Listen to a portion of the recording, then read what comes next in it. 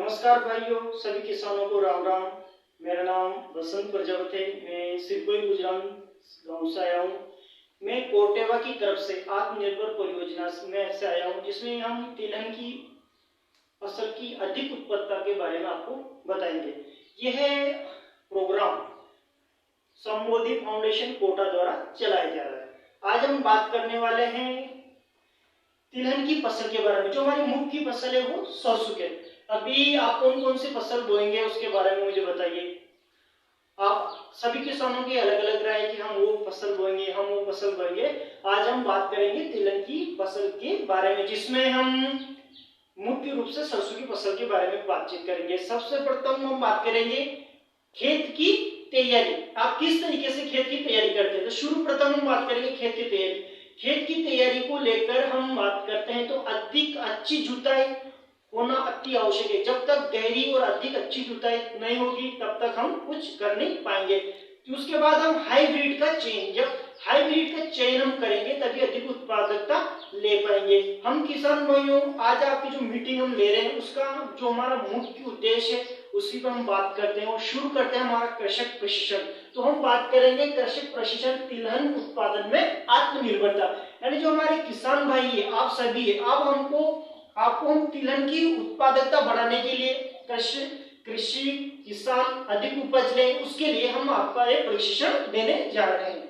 हम बात करेंगे तिलहन का महत्व, यानी तिलहन की जो फसल है जिससे हम तेल निकलता है उसमें सरसों मुख्य रूप से, उसमें आपका महत्व अच्छा होना चाहिए। तिलहन का महत्व इसलिए क्योंकि भारत सरकार भी तिलहन की फसलों पर जोर दे रही है, क्योंकि इनसे तेल निकलता है ताकि भारत और हम खुद आत्मनिर्भर बन सके। बीजों के प्रकार एवं उनका चयन। सर्वप्रथम हम जब खेतों में तैयारी कर लेते हैं तो उनका बीजों का जो प्रकार हो तो सही तरीके से होना चाहिए। हम हाइब्रिड की फसल या हाइब्रिड का बीज ही चयन करें, क्योंकि बहुत सारे लोग क्या होते हैं घर पे रखा हुआ बीज ही बो देते हैं, तो उससे क्या है कि आधी उगती और आधी नहीं उगती, तो किसानों का नुकसान होता है। तो हमें बीज के जो प्रकार है उनका चयन अच्छे से करना अति आवश्यक है। सही बीज दर एवं बुआई का समय। सही बीज दर यानी सही बीज सही रेट में ले और सही बुआई का समय यानी 25 अक्टूबर से 10 नवंबर के बीच में आप बुआई आराम से करिए। और अभी 10 अक्टूबर से 25 और 25 से 10 नवंबर के बीच में बुआई करना अति आवश्यक है। तिलहन में सल्फर का महत्व, यानी जो तिलहन की फसल है सरसों, उसमें सल्फर का महत्व बहुत ही आवश्यकता है, क्योंकि जब तक आप सल्फर नहीं दोगे आपकी जो उत्पादक क्षमता है वो घट जाती है।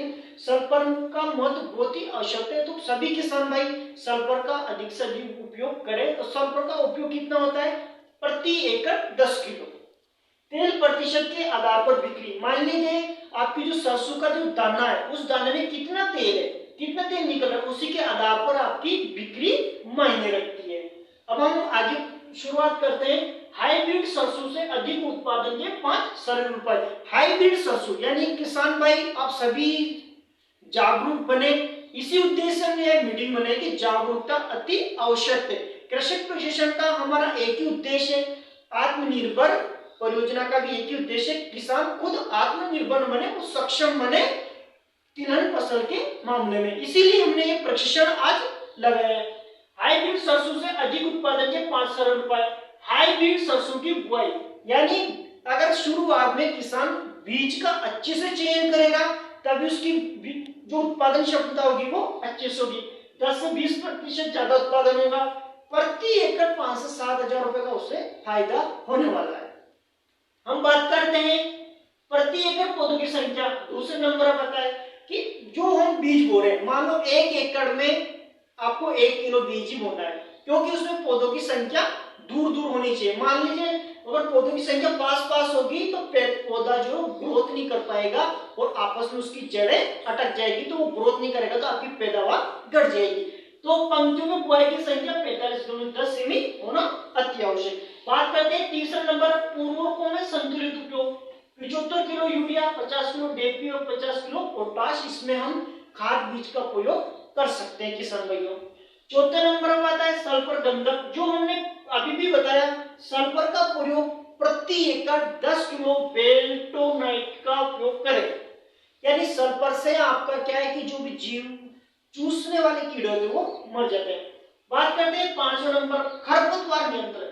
जमाव से पूर्व पेड़ा मेथलीन 600 मिली प्रति एकड़ के हिसाब से आपको देना है, क्योंकि बुआई जब आप करते हो तो 30 दिन के अंदर निंदाई गुड़ाई करना अति आवश्यक है। अगर मान लिया जाए पौधे में अगर आप निंदाई गुड़ाई नहीं करते हैं तो उसका जो ग्रोथ है वो ऑटोमेटिक ही रुक जाएगा।